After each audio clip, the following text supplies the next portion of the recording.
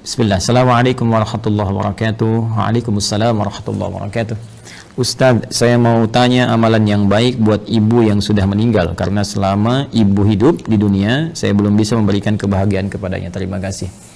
Waalaikumsalam warahmatullahi wabarakatuh. Pertama izinkan saya turut berdoa mohon pada Allah Subhanahu wa taala semoga ibunda saudaraku akun Faisal Said diberikan rahmat oleh Allah Subhanahu wa taala, dilapangkan di alam kuburnya, diberikan cahaya oleh Allah Subhanahu wa taala, diterima amal-amal saleh beliau, dijadikan alam kuburnya bagian dari taman-taman surga yang dibentangkan oleh Allah, dan semoga kita semua dikumpulkan dalam kebaikan bersama beliau dan juga bersama Rasulullah sallallahu alaihi wasallam pada waktu yang telah Allah janjikan.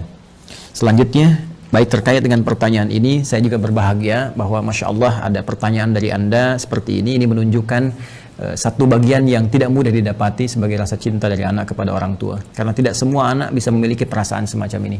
Maka berbahagialah ketika tumbuh nilai-nilai itu, kecintaan kepada ibunda yang memang sangat dimuliakan dalam Al-Quran. Ya, seorang ibu Masya Allah berapa kali mendapatkan keutamaan dalam Al-Quran, ya, seperti di Quran surah ke-31 misalnya di ayat ke-14, Quran surah ke-46 di ayat ke-15, bagaimana Allah melukiskan perjuangan seorang ibu sampai kita harus berbakti maksimal kepadanya, kan, sampai nanti puncaknya di Quran surah ke-17 ayat 23 ketika Allah menetapkan kita harus berbakti kepada Allah, setelah itu meletakkan bakti kepada kedua orang tua setelah pengabdian kita dan penghambaan kita kepada Allah Subhanahu wa taala. Dan diutamakan lagi ibu disebutkan 3 kali dalam hadis Nabi sallallahu alaihi wasallam ketika ada seorang sahabat bertanya, man abar, kepada siapa saya mesti berbuat baik? Maka Nabi menjawab, ummak, kepada ibumu. Qala thumma man, kemudian kepada siapa? Qala ummak, kepada ibumu. Qala thumma man, kemudian kepada siapa? Qala ummak, ibumu. Baru kemudian yang keempat disebut abak. Ya, bukan berarti dalam konteks ini ayah misalnya tidak punya prioritas, tidak, tapi ini ingin menunjukkan bagaimana keutamaan seorang ibu yang memiliki keistimewaan di hadapan Allah dan Rasulnya. Pun demikian ayah pun nanti punya keutamaan dalam konteks yang terpisah. Dari sini Nabi memberikan bagaimana isyarat kepada para sahabat, ya ridwanullah alaihim jami'an, untuk berbakti kepada ibundanya. Ya, dalam keadaan hidup misalnya, kalau Anda buka kitab Al-Adabul Mufrad karya Al-Imam Al-Bukhari, dikisahkan bagaimana seorang yang berjuang sudah berangkat ke medan jihad, dilaporkan oleh kawannya, ya ibunya sedang menangis. Ya, karena belum bisa melepas kepergiannya pada saat itu, belum ketemu chemistry-nya. Ya, maka Nabi memanggil kemudian si anak muda ini, ya dipanggil oleh Nabi, maka Nabi katakan kepadanya, idhab, ya irji' ila ummik, bermakna pergilah kembali, pulang kepada ibumu, buat dia tertawa sebagaimana engkau telah membuatnya menangis. Buat dia tertawa sebagaimana engkau telah membuatnya menangis. Ini para ulama mengomentari bagaimana kedudukan seorang ibu sampai jihad berbakti kepadanya dalam keadaan hidupnya, membahagiakannya, memuliakannya, ya itu diutamakan bahkan melebihi jihad dalam medan perang jika ada kemudian hal-hal yang menuntutnya secara syar'i. Al-Imam Ali bin Abi Thalib karramallahu wajhah, ya, mengomentari statement Nabi sallallahu alaihi wasallam ketika menyebutkan 3 kali ummak, ibumu. Maka dikomentari oleh beliau, karena ibu memiliki 3 keistimewaan yang tidak didapati oleh ayah. Yang pertama, ibu yang mengandung, ayah tidak mengandung. Yang kedua, ibu melahirkan, ayah tidak melahirkan. Yang ketiga, ibu menyusui, ayah tidak menyusui. Dengan 3 keutamaan ini, Nabi kemudian memberikan gambaran ibumu. Ada komentar yang lain bahwa ketika orang ini bertanya, maka peluang terbaiknya untuk berbakti ada kepada ibunya.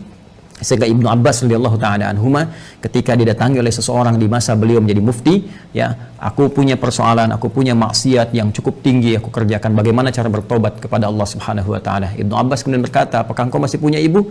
Ya, kata orang ini, ya aku masih punya ibu. Maka kata Ibnu Abbas radhiyallahu ta'ala anhuma, pergilah engkau pulang, ya, kemudian layani ibumu, bahagiakan ibumu, ya, dan berbuat baiklah kepada ibumu. Orang ini bertanya, kenapa engkau berfatwa demikian, kan? Dia tidak menyuruh misalnya saya maksimalkan salatnya, maksimalkan misalnya sedekahnya, tapi yang diutamakan ke ibu. Karena kata Ibnu Abbas radhiyallahu taala anhuma, saya tidak melihat yang lebih utama untukmu saat ini kecuali yang itu.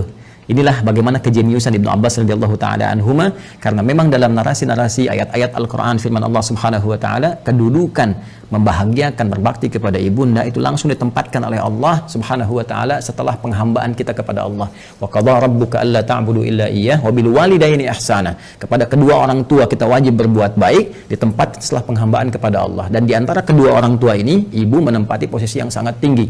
Wasainal insana biwalidayhi hamalathu ummuh.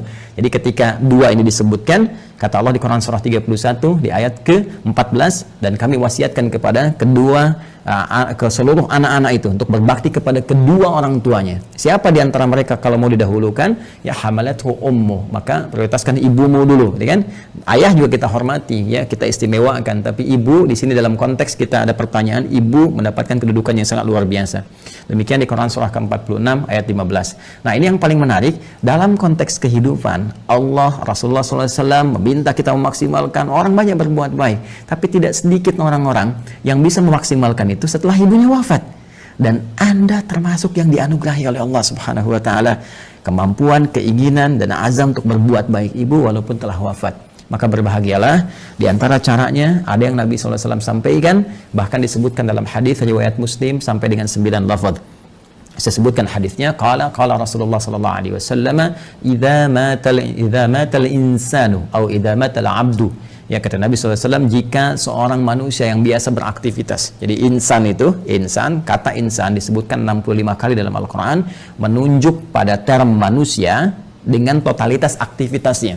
Jadi kalau terkait dengan nafsunya, tampilan fisikalnya disebut dengan bashar, 35 kali disebutkan dalam Al-Quran. Jika terkait dengan sifat-sifat lembutnya, harmoninya, yang berbeda dengan jin, ya, dari penampakan dan gaibnya, itu disebut dengan al-ins. 18 kali ins dan jin dipasangkan dalam Al-Quran. Kemudian ada lagi menyebut sifat sosialnya an-nas, setidaknya 241 kali kurang lebih disebutkan dalam Al-Quran. Jika menyebut asal genetiknya disebut dengan Bani Adam, disebutkan 7 kali dalam Al-Quran. Nah, kalau disebutkan insan, al-insan 65 kali disebutkan dalam Al-Quran, itu menunjuk kepada totalitas aktivitas. Jadi saat mulai bangun tidur sampai tidur lagi. Nah, kata Nabi, idza matal insanu, jika manusia yang biasa beraktivitas dari mulai bangun tidur sampai tidur lagi, dari bangun sampai tidur lagi, kemudian meninggal, wafat. Ya, di kalimat pertama ini, pembuka hadis ini ingin memberikan kesan kepada kita bahwa mohon maaf sekali, sepadat-padat apapun kita beraktivitas, pada akhirnya meninggal juga. Pada akhirnya wafat juga. Karena itu pembuka hadis ini memberikan satu pengingat yang sangat penting kepada kita. Jangan lupa, awas, jangan lalai bahwa satu saat kita akan pulang kepada Allah. Apa yang kemudian ingin dipertaruhkan di dunia ini sampai Anda lupa mengerjakan ibadah, berangkat gelap, pulang gelap, demi harta tidak seberapa yang kalau didapat kemudian meninggal juga belum tentu dipakai, sampai berselisih, sampai bertarung, sampai ada yang saling menyingkirkan, menyungkurkan, bahkan mohon maaf sekali menumpahkan darah. Waliyadzubillah. Allah, berlindunglah kepada Allah Subhanahu wa taala. Berlindunglah. Karena apapun yang Anda dapatkan saat di dunia, satu saat akan ditinggalkan. Jika bukan Anda meninggalkan dunia, maka dunia akan meninggalkan Anda. Satu saat kita akan wafat. Dan bila seorang manusia telah wafat yang biasanya beraktivitas, ya, in qata'a sa'iru amalih, maka akan terputuslah semua aktivitasnya itu. Peluang dia mengumpulkan nilai-nilai kebaikan. Karena rumus kebaikan dalam Islam itu dengan konteks kehidupan akhirat yang telah kita selesaikan dunianya dan berpindah kepada dimensi lain, ya, barzakh kemudian akhirat, maka Al-Quran memberikan wawasan kepada kita, dan dengan wawasan ini kita diminta untuk mengumpulkan dan menyiapkan bekal terbaik. Ya, gambarannya kan seperti ini. Ini kan dunia, ya, yang saat ini kita sedang beraktivitas. Kemudian setelah itu kita pindah ke barzakh, pemisah. Ya. Kemudian akhirnya akhirat. Ini akhirat, ya. Ini yang terakhir. Akhirat. Ini ad-dunya. Kemudian ini barzakh. Bainahuma barzakhul la yabghiyan. Demikian di surat Ar-Rahman, ya. Nah, ini kan hakikat kehidupan kita di sini. Ini tujuan akhirnya, ya, akhir kehidupan, karena itu disebut dengan akhirat. Sekarang kita ada di sini, ya, tempat beraktivitas sementara. Karena ini sifatnya sementara, maka semua yang ada di sini pun di sini, ya, sifatnya sementara. Ya, mohon maaf, usia kita, ini sifatnya sementara, tidak abadi, ya, hanya sementara saja, dibatasi dengan apa yang disebut dengan ajal namanya, ya kan? Jadi begitu ajalnya tiba, maka selesailah kemudian usia kita. Ini batasan ini, contohnya misalnya di Quran disebutkan di surah ke-7 Al-A'raf di ayat 34. walikulli ummatin ajal, dan setiap umat itu bukan satu dua orang, semua umat yang pernah beraktivitas di bumi mereka memiliki batas usia. Fa idza jaa ajaluhum la yastakhiruna sa'atan wa la yastaqdimun. Jika telah tiba ajalnya, maka tidak akan pernah bisa dimajukan atau dimundurkan. Pada saat itu berhenti, selesai. Ya, berhenti dan selesai. Akan didatangi oleh maut namanya. Ya, maut. Di Quran surah ketiga Ali Imran di ayat 185. Kullu nafsin dha'iqatul maut. Maka maut datang ya untuk sudah menerapkan perintah Allah Subhanahu wa taala sesuai dengan batas ajal ini dan mengambil kembali untuk memindahkan kepada dimensi berikutnya. Yang bertugas membawa maut ini nanti ada bahkan satu malaikatnya khusus spesifik disebut dengan malakul maut ya di Quran surah ke-32. Di ayat yang ke-11 ya paling kanan agak ke bawah, qul yatawaffakum malakul mautil ladzi wukkila bikum, ya katakan Muhammad SAW bahwa setiap yang hidup itu akan didatangi oleh malakul maut. Jadi ada malaikat khusus ya yang ditugasi untuk membawa maut. Maka kalau ini sudah tiba maka selesai ajal. Nah, maka yang biasanya kita ini beraktivitas, aktif, bekerja dengan segala yang kita dapatkan dalam kehidupan dunia. Mohon maaf, bidangnya mungkin beragam, ya. Ada yang di kesehatan, kedokteran, medis, ada yang insinyur, ada yang di militer, tentara, ada yang Polri misalnya, ada yang di politisi, ya, di politik, jadi politisi misalnya, ada yang di pemerintahan, birokrat, ada yang ustadz, mengajar, dosen, guru dan sebagainya. Pada akhirnya sepanjang semua bernama makhluk ya dan spesifik manusia, pada akhirnya semua kegiatan itu akan tuntas selesai ya. Semua manusia yang beraktivitas tadi disebut dengan insan, al-insan ya, ada surah ke-76 dalam Al-Quran, al-insan ya. Kata Nabi, idza matal insan, jika semua manusia yang beraktivitas ini sudah tiba nih, sudah tiba ajalnya ya, tiba maut ya. Maut itu sifatnya, keadaannya. Mata itu kata kerjanya, mata yamutu mautan ya, mata yamutu mautan. Idza matal insan, jika tiba maut ini menjemput manusia ya, sudah datang ajalnya, tiba maut dan menghentikan semua aktivitas yang pernah ia lakukan. Tadi saya katakan semua pembuka di hadis ini kalimatnya singkat padat, cuma 2 kata, matal insan, tapi pesannya sangat dalam, memberikan kesan bahwa apapun yang kita banggakan pada hakikatnya akan selesai. Apapun yang kita tonjolkan dalam kehidupan pada hakikatnya akan selesai. Apakah harta benda yang kita tampilkan, apakah kedudukan yang kita tonjolkan dan sebagainya, semua akan tuntas selesai dengan tibanya maut.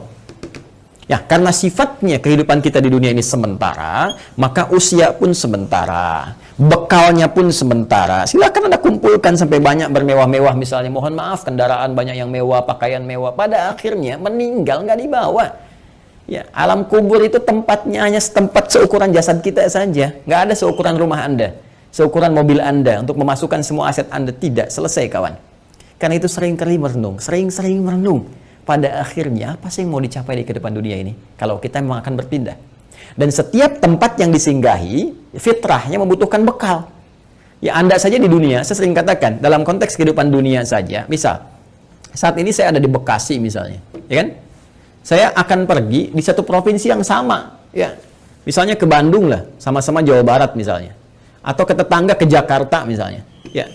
Ini kita ke Jakarta saja yang jaraknya tidak terlampau jauh, mesti punya bekal. Ke Bandung mesti punya bekal.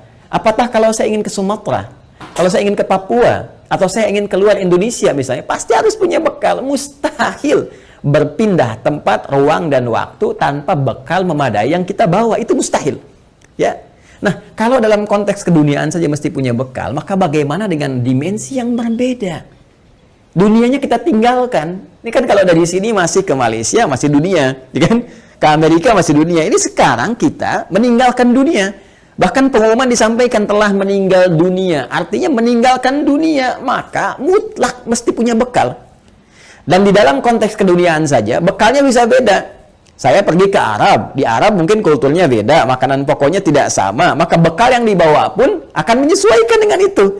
Sekarang kalau dalam konteks kehidupan dunia saja, bekal di satu tempat bisa berbeda, maka apalagi dengan dimensi yang berbeda. Mesti ada bekal untuk hadir ke sini. Ya. Di saat kita bawa ke sini, semua bekal dunia tanggal, yang dunia ini hilang. Ya, karena beda tempat. Sekali lagi, apa yang kita bawa di sini, kita bawa rupiah dari sini. Apakah akan laku dibawa di Amerika? Ya, laku misalnya dibawa di Kanada, laku dibawa di Jerman dan sebagainya. Belum tentu. Belum tentu, kita harus tukar dulu gitu kan? Atau barangkali belum berlaku misalnya dan seterusnya. Boleh jadi. Nah, sekarang kita akan pindah tempat, dimensi berbeda. Apa yang harus kita bawa? Apa yang harus kita siapkan di dunia ini? Ya, sehingga kita bisa bawa saat berpindah ke alam barzakh ini sebagai persiapan menuju akhirat. Ya. Maka tiada lain, rumusnya lanjutkan hadisnya. In qata'a sa'iru amalih, maka terputus semua peluang amalnya. Ya, pertama amal. Nah, amal. Amal itu masih umum. Amalan itu masih umum. Semua perbuatan manusia yang akan dipertanggungjawabkan di hadapan Allah disebut dengan amal namanya. Ya, faman ya'mal mithqala dzarratin khairan yarah wa man ya'mal mithqala dzarratin syarran yarah. Ya, jadi semua perbuatan kita dari bangun tidur sampai dengan tidur lagi itu disebut dengan amal. Nah, ini kalau sudah meninggal, mata, datang maut, ya, terputus semua amal, aktivitas selesai. Ya. Nah, cuma diberikan kemudian gambaran kepada kita.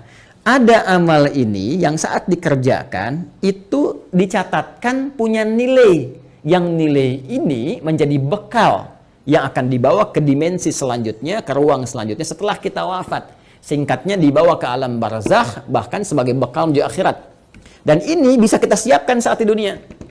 Ya, apa nama amalnya? Ini yang disebut dengan amal saleh. Ya, jamaknya disebut dengan salihat. Amal saleh, jamaknya apa? Salihat. Ya, jadi amal ini ada yang netral, umum, ya kan? Nah, ini amal yang saat dikerjakan punya nilai untuk dibawa pulang menghadap Allah dan dibawa bekalnya ke tempat dimensi berbeda di barzakh sampai dengan ke akhirat disebut dengan saleh. Jamaknya disebut apa? Salihat. Ya. Singkatnya, setiap perbuatan yang dinilai sebagai ibadah oleh syariat. Ya, jadi setiap perbuatan kalau kita kerjakan diniatkan sebagai ibadah, maka itu namanya amal saleh. Jelas ya?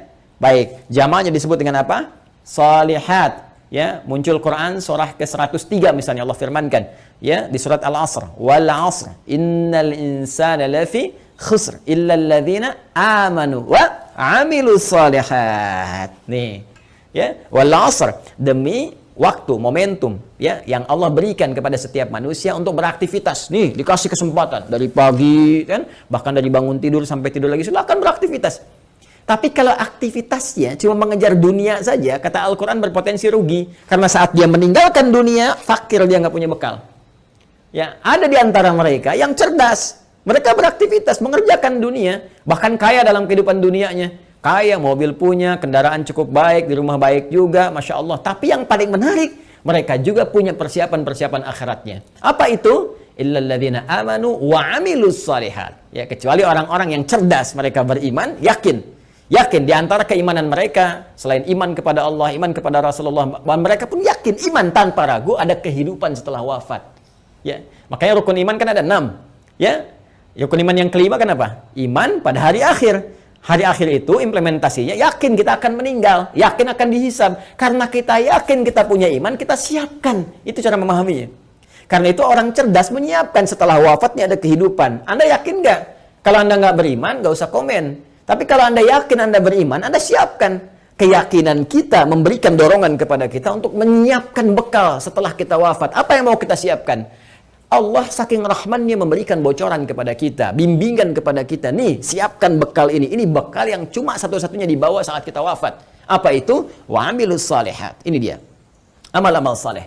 Maka jadikan setiap bekal kegiatan kita itu menjadi amal saleh. Caranya bagaimana? Niatkan karena Allah Subhanahu wa taala. Ya, niatkan karena Allah lillah, bekerja karena Allah, merawat anak karena Allah, di rumah tangga karena Allah. Bahkan nanti implementasinya Nabi SAW memberikan panduan dengan doa langsung. Makanya saya sering katakan dalam Islam semua aktivitas itu punya doanya. Bangun tidur ada doanya, sampai mau tidur lagi ada doanya. Semua aktivitas kita. Tatkala kita pun belum memahami, sertakan kalimat Bismillahirrahmanirrahim. Kullu amrin dzibalin la yubda'u fihi Bismillahirrahmanirrahim fahuwa abtar au a'ta'. Setiap perbuatan baik yang tidak disertakan Bismillahirrahmanirrahim karena Allah, Bismillah saya kerjakan ini karena Allah. Ya, kalau Anda tidak sertakan itu, tidak niatkan karena Allah, fahuwa abtar au aqta, maka terputuslah peluang bekal akhiratnya. Kalau Anda kerjakan, misal saya mau nulis nih Bismillahirrahmanirrahim atau singkat Bismillah misalnya kan, saya niatkan karena Allah supaya tulisan ini punya manfaat, supaya tulisan ini punya nilai di hadapan Allah. Maka begitu saya tuliskan misal ya, ini saya tuliskan bekal dunia amal saleh misalnya. Saya tuliskan karena Allah, lillah, supaya kita bisa pahami ini semua. Maka pekerjaan amal saleh ini, amilus salihat, ketika kita niatkan karena Allah, diberikan nilai oleh Allah. Nilai itulah yang disebut dengan hasanah namanya. Hasanah. Hasanah. Ini dia. Hasanah. Nah, berapa nilainya? Berapa poinnya? Disampaikan dalam Quran surah ke-6 Al-An'am di ayat 160. Man jaa'a bil hasanati falahu asyru amthaliha. Siapa yang mengerjakan kebaikan, diniatkan sebagai ibadah karena Allah, menjadi amal saleh, maka dia punya poin hasanah. Setiap satu kebaikannya dicatatkan langsung 10 nilainya. Ini nilai terendahnya, 10. Ya, 10. 10 itu hitungannya bukan 1, 2, 3, 4, tidak. Dalam pandangan Allah berbeda cara menghitungnya. Di hadis Muslim datang ke masjid saja, dia kan baru datang untuk niat ibadah dapat 25. Satu kedua 500 tahun, dua ketiga 500 tahun, demikian seterusnya. Dan ini poin yang paling kecilnya. Nanti ada kalau infak bisa berapa, gitu kan? Nanti ada kalau baca Al-Quran bisa berapa, lebih banyak, lebih banyak, lebih banyak lagi. Nah, itu yang disebut dengan hasanah. Karena itu sering kita berdoa di Quran surah kedua Al-Baqarah di ayat ke-201. Wa minhum may yaqulu rabbana atina fid dunya hasanah wa fil akhirati hasanah wa qina adzabannar. Dan di antara mereka banyak yang berdoa kepada Allah, ya Allah, mohon bimbing kami untuk mengerjakan semua kegiatan dunia punya nilai akhiratnya hasanah. Dan di akhirat bisa dilihat hasanah itu ya Allah, sehingga mengantarkan kami pada rahmat-Mu dan memasukkan dengan rahmat itu ke dalam surga-Mu, ya, berjumpa dengan Rasulullah sallallahu alaihi wasallam. Amin, kan? Nah, kalau seorang meninggal terputus semua peluang ini. Ya, jadi nggak bisa ngerjakan hasanah lagi. Tapi ada rahasia. Kata Nabi, ada 3 amalan yang kalau dikerjakan, Masya Allah, ini yang sudah meninggal nggak bisa ngerjakan lagi, tapi hasanahnya tetap mengalir, pahalanya tetap mengalir, ngalir. Dan di antara yang 3 itu Nabi menyebutkan, perhatikan kalimatnya, idza matal insanu aw idza matal 'abdu in qata'a sa'iru 'amali illa min 3, ya, atau illa min 3. 1, shadaqatin jariyah. Sedekah jariyah. Ya. Nah, ini kalau kita gali lagi, ini lebih panjang lagi nih. Ya, mohon bersabar ya teman-teman sekalian. Ya, sedekah itu adalah setiap kebaikan yang mampu kita kerjakan. Kullu ma'rufin sedekah. Semua jenis kebaikan yang mampu kita kerjakan. Nah, sedekah dibagi pada 2 bagian. Bagian yang pertama yang tidak mengalirkan pahala abadi untuk kita. Maksudnya kalau kita wafat selesai. Yang kedua, kalaupun kita wafat, pahalanya tetap mengalir. Seperti apa yang dimaksudkan 2 keterangan ini dan bagaimana saudara kita ya Faisal, semoga Allah rahmati beliau dan ibundanya serta keluarga besarnya bisa memaksimalkan ini untuk memberikan yang terbaik pada ibundanya. Nanti kita lihat setelah menunaikan salat Isya berjamaah. Mohon izin kembali kita lanjutkan bahasan kita, bahwa pertama dari akun Faisal Said tadi menanyakan sebelum Isya, beliau berkenan menginginkan adanya satu amalan yang bisa dipersembahkan untuk ibundanya yang telah wafat dan ingin membahagiakan beliau dalam keadaan saat ini. Bagaimana, apakah ada bimbingan dalam Al-Quran ataupun hadis-hadis Nabi Sallallahu Alaihi Wasallam? Tadi telah kita buka, telah kita sampaikan dengan begitu mendetil bahwa Al-Quran memberikan peluang terbaik bagi seorang anak ataupun anak-anak yang ingin berbakti kepada kedua orang tua, khususnya ibundanya tercinta. Baik itu saat masih ada bersama beliau ataupun juga telah meninggalkan bagian dari keluarganya. Di antara amalan-amalan itu, Nabi SAW memberikan gambaran kepada kita dalam salah satu sabdanya, dan bahkan disebutkan tadi saya katakan hampir 9 lafaz dalam Imam Muslim. Ya, Nabi SAW menyampaikan, qala Rasulullah SAW, idza matal insanu, jika manusia yang telah beraktivitas itu dari mulai bangun tidur sampai dengan tidur lagi, kedatangan maut, ya, tiba kemudian ajalnya, in qata'a sa'iru amalih, maka dengan wafatnya itu, dengan datangnya maut itu, terputuslah kemudian seluruh peluang aktivitas-aktivitas yang telah ia kerjakan, yang sebelumnya telah ia tenun. Sudah tidak ada lagi kesempatan. Maka karena tidak ada kesempatan beraktivitas lagi, di antara peluang untuk mencari bekal untuk pindah ke alam barzakh sebagai persiapan menuju akhirat pun terputus sudah. Ya, karena amal itu telah kita tadi uraikan dibagi pada 2 bagian. Ya, ada yang tadi objektif umumnya, kemudian dibagi 2, ada yang disebut dengan amal saleh, yaitu amal-amal kebaikan yang dinilai sebagai ibadah jika dilakukan karena Allah Subhanahu wa taala. Dan dia punya poin yang disebut dengan hasanah itu. Bila ada satu perbuatan menjadi hasanah, maka dia punya 10 poinnya. Ya, Quran surah ke-6 Al-An'am ayat 160 seperti telah kami tuliskan sebelumnya, man jaa'a bil hasanati falahu asyru amsalihha. Ya, maka siapapun yang mampu menenun kebaikan menjadi hasanah, punya nilai ibadah, maka dia punya poin 10. Ya, 10 tadi kami sampaikan saat sebelum Isya, bahwa jangan dihitung 1, 2, 3, 4, 5 karena Allah punya hitungan tersendiri yang nilainya jauh dari apa yang kita gambarkan. Nah, teman-teman sekalian, itu batas minimalnya. Ya, apalagi nanti kalau kita kemudian tenun dengan amal-amal lain yang punya nilai yang lebih banyak lagi, seperti infak, bacaan Al-Quran dan sebagainya. Ada lagi amal yang kedua, nanti amal sayyi, ya, jamaknya sayyiat, sayyiat. Nah, ini amal-amal yang didesain bersumber dari nafsu atas bisikan-bisikan setan. Ya, paradoks dengan amal soleh tadi. Makanya sering saya katakan ada amal soleh, ada amal salah. Yang baiknya amal saleh, yang jeleknya amal salah. Amal salah ini sepanjang kita hidup mesti kita koreksi, kita benarkan, ya, lewat jalur yang disebut dengan taubat. Ya, supaya dengan jalur taubat ini dihapus nanti yang jelek-jeleknya sebelum kita wafat, ya dihapuskan catatannya, diperbaiki kemudian oleh amal-amal kita atas petunjuk dan izin Allah Subhanahu wa taala. Kita tutup itu dan isi dengan hal-hal yang baik sehingga di ujungnya, di ujung kematian kita menjadi baik. Itu yang disebut dengan husnul khatimah. Khatimah itu penutup, husnul itu baik, ya, penutup yang terbaik. Maka ketika kita sudah tutup dengan taubat, berkenan Allah menghapuskan amal-amal jelek ini sehingga yang terbawa yang baik-baiknya saja saat menghadap kepada Allah Subhanahu wa taala. Kalau ini tidak terjadi, nanti di hadis Muslim riwayat sahabat Abu Hurairah radhiyallahu taala anhu akan disebutkan oleh Nabi sallallahu alaihi wasallam, maka setiap amal yang soleh akan menutup yang salahnya.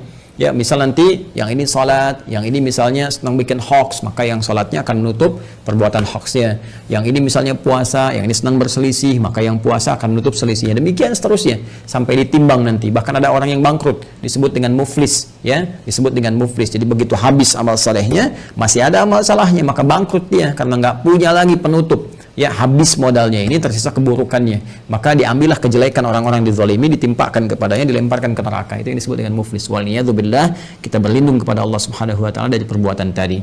Nah, sekarang ada orang yang telah wafat, gak bisa mengerjakan amalan lagi, tapi apakah dia berpeluang masih mendapatkan baik balasan-balasan pahala? Ya, transfer pahala kebaikan. Karena kalau sudah di alam barzah, kita nggak bisa kirim makanan, kita nggak bisa misalnya kirim perhiasan, kita nggak bisa kirim kebutuhan dunia, karena dimensinya beda, ruangnya sudah lain, alamnya sudah berbeda.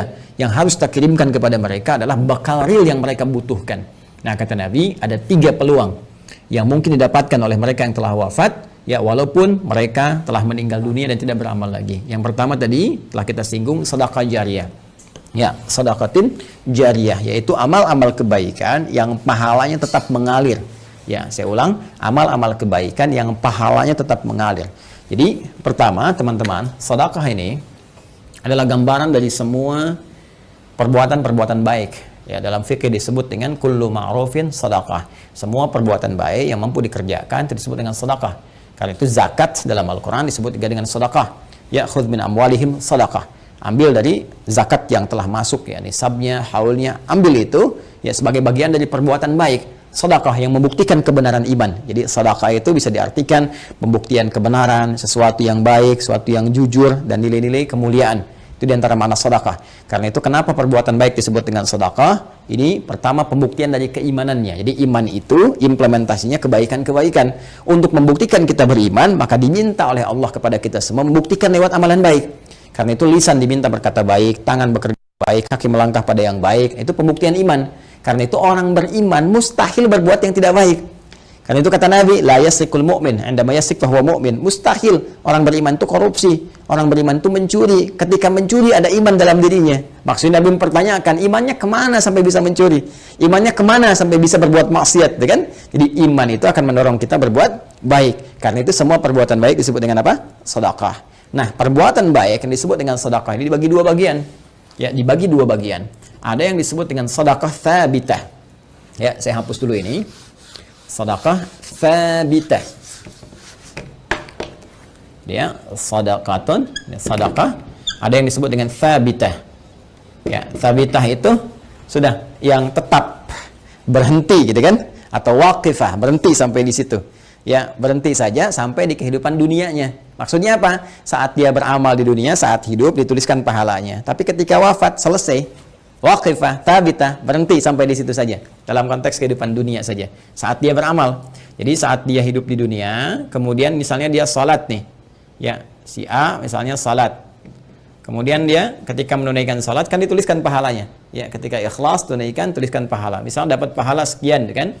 Nah, ketika dia meninggal dunia, wafat ini sudah karena nggak bisa salat lagi, nggak ada lagi catatan amal pahala mengalir. Ya, sudah selesai sampai di situ. Selesai, terhisab sampai di situ. Karena selesai, tetap di situ disebut dengan thabit atau waqifah, berhenti sampai di situ. Ya. Nah, ada yang menarik nih. Orangnya sudah meninggal, sudah nggak di dunia lagi. Ya, sudah berpindah ke dimensi lain, dia pindah ke barzakh, alam pemisah, ya, disebut dengan alam kubur. Terpisah dia dengan dunia tapi belum sampai ke akhirat. Ya, alam pemisah antara dunia dengan akhirat disebut dengan barzakh, ya. Baik, ketika berpindah kepada barzakh ini nggak ada peluang amal lagi, tapi yang menarik, walaupun dia nggak mengerjakan amalannya, pahalanya tetap mengalir. Nah, mengalir dalam bahasa Arab disebut dengan jara yajri, jarian wa jariyatan, ya. Maka karena ini sifatnya ada muannats-nya disebut dengan jariyah. Jariyah. Ya. Baik. Ini apa namanya? Sifat dan mausuf ya, disifati sedekah, ya sedekah, perbuatan-perbuatan baik jariyah yang pahalanya terus ngalir. Ngalir sampai kehidupan berakhir. Ya, sampai hari perhitungan tiba, kiamat terjadi, ya, perhitungan pahala, baru kemudian di situ hitungan dikumpulkan keseluruhan disebut dengan hisab. Ya, disebut dengan apa? Hisab. Jadi sepanjang kiamatnya belum terjadi, kemudian belum terputus kehidupan dunia keseluruhannya, maka terus saja ngalir di pahalanya, ngalir, kumpul, masya Allah, walaupun orangnya telah meninggal dunia. Nah, ini sedekah jariyah ini punya dua sumber. Ya. Untuk mempercepat, punya dua sumber. Sumber pertama adalah kebiasaan amal soleh yang dikerjakan oleh orang yang meninggal tadi sebelum dia wafat. Jadi sebelum dia wafat, dia punya kebiasaan beramal. Ya, yang amalan ini setelah dia wafat pun masih ada tuh. Ya, merambat peluang amalannya sehingga pahalanya terus mengalir kepada yang bersangkutan. Apa di antara contohnya misalnya? Nah, contoh misalnya yang bersangkutan sebelum meninggal dunia pernah misalnya menyumbang untuk kepentingan di masjid. Masya Allah misalnya sedang ada perbaikan masjid, kan? Lalu disumbangkanlah untuk bikin keran wudhu misalnya. Masya Allah, walaupun orangnya meninggal, keran wudhunya masih ada, dipakai orang. Setiap dipakai, mengalir, pahala terus mengalir. Sepanjang itu ada. Karpet masjid misalnya kan disumbangkan, dipakai terus, walaupun orangnya meninggal, tetap pahalanya mengalir. Ngalir. Masya Allah. Pesantren, pembangunan, tadi ada beberapa informasi yang saya sampaikan terkait update, nanti di akhir saya tegaskan kembali, ya. Masya Allah misalnya, bikin pesantren untuk ahli Al-Quran, bahkan misalnya ada mushafnya, ya, kan kita buka juga tuh, wakaf untuk mushafnya, untuk perangkat hafalan, itu Masya Allah, setiap yang menghafal dapat pahalanya. Makanya saya sering katakan, kalau beramal, kita mesti cerdas, dengan modal sekecil-kecilnya, dapat keuntungan sebanyak-banyaknya. Ya, contoh misalnya, kita punya uang 50.000 nih, kita bisa punya banyak pilihan untuk beramal saleh. Tapi kalau kita bisa gunakan 50.000 misalnya untuk sedekah jariyah, saya punya pos uang misalnya 50.000 nih. Saya pengen jadi pahala di hadapan Allah. Mana yang akan saya gunakan? Maka Anda bisa melihat dengan bijak. Anda mau pilih mana yang thabit atau waqifah, berhenti sampai di situ. Misal Anda berikan makanan, kasih misalnya orang butuh untuk makan supaya energi dia ada. Dia makan tuh, dari energi itu dia pakai untuk sholat misalnya. Ya, dia akan gunakan untuk sholat seketika ketika energinya selesai pahala Anda. Ya, Anda gunakan beli mushaf, misal dapat 2, Anda berikan ke penghafal Quran. Masya Allah, penghafal Quran menghafal Quran menggunakan mushaf Anda. Demi Allah saya katakan, penghafal Quran itu nggak ada yang baca sekali. Ya, alif lam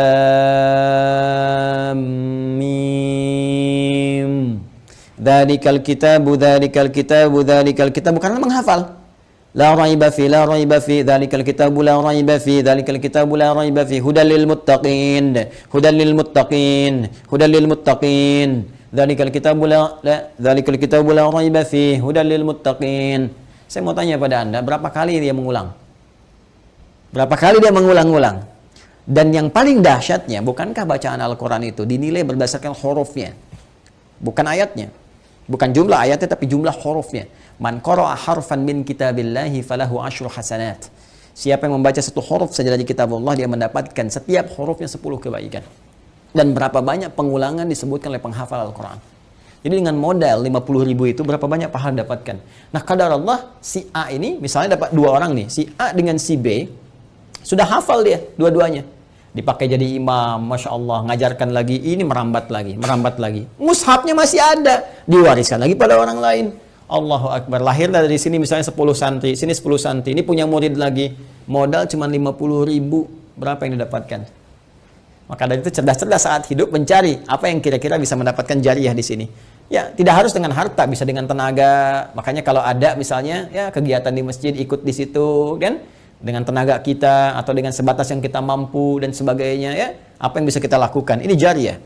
Nah, ada lagi kondisi orangnya misalnya sudah tidak ada. Ya, ini bisa dikerjakan oleh siapa? Oleh anak misalnya. Ya, anak. Apa yang dilakukan oleh anak? Seperti tadi. Ya, misalnya dia membelikan mushaf, dikirimkan misalnya kepada siapa? Ya, kepada para penghafal Quran. Niatkan itu untuk misalnya diarahkan kepentingan ibundanya. Tadi seperti yang tadi disampaikan. Ya Allah, saya berniat dengan wakaf mushaf ini atas nama ibunda saya. Itu boleh dilakukan. Sah dikerjakan. Boleh-boleh saja. Silakan. Ya, Anda punya berapa? 50.000, 100.000, niatkan. Ya Allah, saya mau bantu untuk pesantren, saya niatkan untuk ibu saya. Sah. Boleh, kirimkan itu. Ya, kirimkan. Sampaikan. Boleh, dengan itu semua Anda lakukan. Dan Masya Allah ketika itu dikerjakan, ada sesuatu yang akan terjadi, sesuatu yang berbeda. Ya, tapi juga ingat, tetap kita jaga dalam koridor amalan, amal solehnya. Nggak usah misalnya ditambahin apapun. Kalau saya sih sarankan, kalau Anda misalnya mau mushaf, sudah cukupkan dengan niat saja.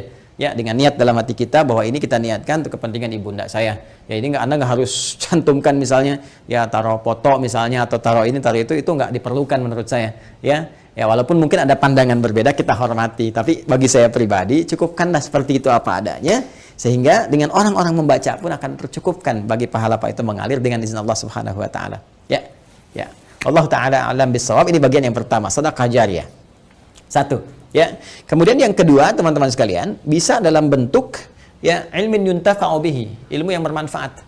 Ya, ini juga bisa dikerjakan dari orang yang hidup, misalnya pernah mengajar, itu kan. Makanya saya sering katakan, mohon izin sekali, anak-anak itu kalau dia dari kecil tuh, orang tua mengajarkan. Ya, ajak misalnya sampingnya sholat, ajarkan. Al-Fatihahnya kalau bisa dari orang tuanya, ayah atau ibundanya. Karena akan dibawa terus sholat. Ya, dibawa sholat. Ketika bisa dari orang tuanya, dipakai terus sholat, itu mengalir ke setiap anak sholat dapat bagian pahala. Ilmin yuntafa'u bihi, ilmu yang bermanfaat. Ya, bukankah orang tua banyak mengajarkan kebaikan? Pakai. Ya, dan yang ketiga, teman-teman sekalian, nah ini waladin salihin yad'u lahu, anak saleh yang banyak mendoakan kedua orang tuanya. Maka kalau tadi misalnya akun Faisal, saudara kita ingin berbuat baik, di antara 3 pilihan ini yang pertama bisa dilakukan, ya kan? Yang kedua bisa dipraktikkan, yang ketiga jadilah Anda pribadi yang saleh. Ya, jangan banyak larut dalam kesedihan. Manfaatnya nggak ada gitu kan. Sedih itu naluriah, fitrah, alamiah, biasa saja. Itu terjadi pasti. Nabi pun sedih ketika ditinggal Sayyidah Khadijah misalnya. Bahkan ketika ditinggal pamannya, beliau sedih sekali. Sedih ya, itu biasa, itu fitrah. Tinggal ibunda beliau sedih. Ya, namun apa yang harus dilakukan oleh kita? Kita alihkan kesedihan itu menjadi sebuah energi yang positif yang mengantarkan kebahagiaan pada orang yang telah meninggalkan kita. Maka caranya apa? Perbaiki pribadi kita menjadi saleh. Ya, jadi anak yang saleh, yang disukai oleh Allah Subhanahu wa Ta'ala. Mulai rubah tampilan kita, tunaikan salat dengan baik, rajin membaca Al-Quran, bekerja dengan baik, yang halal jauhi yang haram-haram. Ketika semua itu dikerjakan, Anda tinggal mengangkat tangan bermohon pada Allah Subhanahu wa Ta'ala. Ketika sifat saleh melekat pada seorang anak, maka doanya langsung mustajab. Waladin salehin yad'u lahu. Seorang anak yang saleh, yang ketika bermohon kepada Allah, langsung doanya diantarkan jadi cahaya ke kuburan ibundanya atau ayahandanya. Langsung jadi cahaya. Dan itu boleh jadi pilihan terbaik yang bisa Anda lakukan untuk mempersembahkan pada ibunda Anda. Ya, kalau perbedaan pandangan dari para ulama itu biasa-biasa saja. Ya, A memandang, B memandang, tidak ada masalah. Tapi ijtihad satu tidak bisa membatalkan ijtihad yang lainnya karena peluang ini terbuka. Ya, jadi kalau ada tadi yang membatasi misalnya sepanjang dia masih hidup, tapi juga ada yang kemudian yang membatasi, yang menafsirkan tidak boleh dari orang yang hidup pun memberikan kebaikan-kebaikan karena perkara umum. Sepanjang tidak ada takhsisnya, tidak ada kekhususan, maka maknanya